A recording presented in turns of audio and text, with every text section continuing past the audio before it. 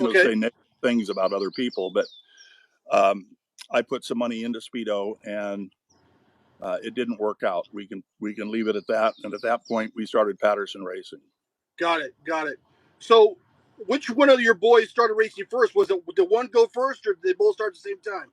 No, Brent started first, and that was not in '78. I mean, that's not when we started. I mean, he started before that.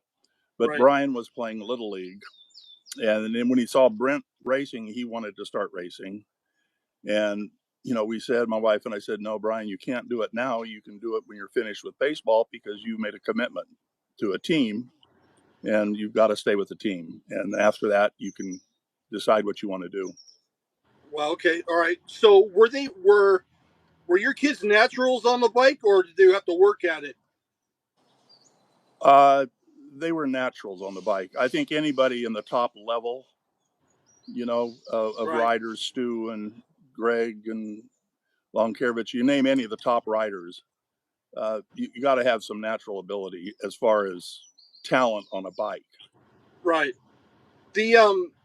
When you're one of many, myself included, fathers of BMX racers, many millions or hundreds of thousands of fathers out there that their kids race BMX.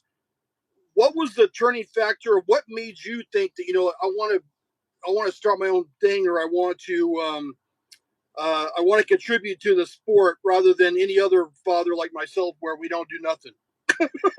Well, actually, everything just evolved. There was no decision made. At that point, Brent started racing locally, and there was about 5 tracks up here in Northern California. There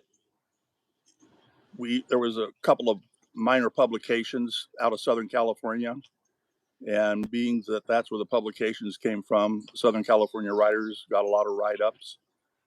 So Brent wanted to race competition, and so we made some trips down to Southern California, and that was kind of really the start of it, because it was pretty exciting for the kids at that point in time.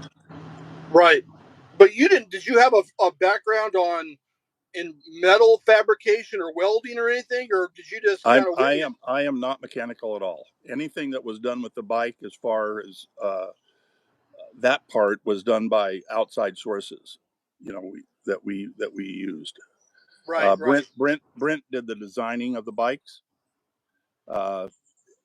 Richie Anderson's father designed the bike that Richie rode, and then we had a mini frame, and that was Robbie Morris, and his father did the design on that. So when I'm talking about design, I'm talking about the length of the bike, the height of things, angles.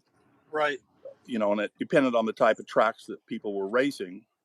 I mean, the bikes of yesterday wouldn't be good for today's pump tracks. Right.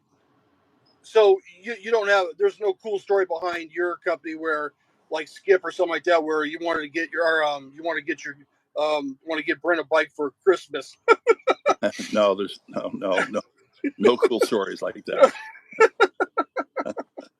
So Brent was the person responsible for the original design that everybody stole and copied from you.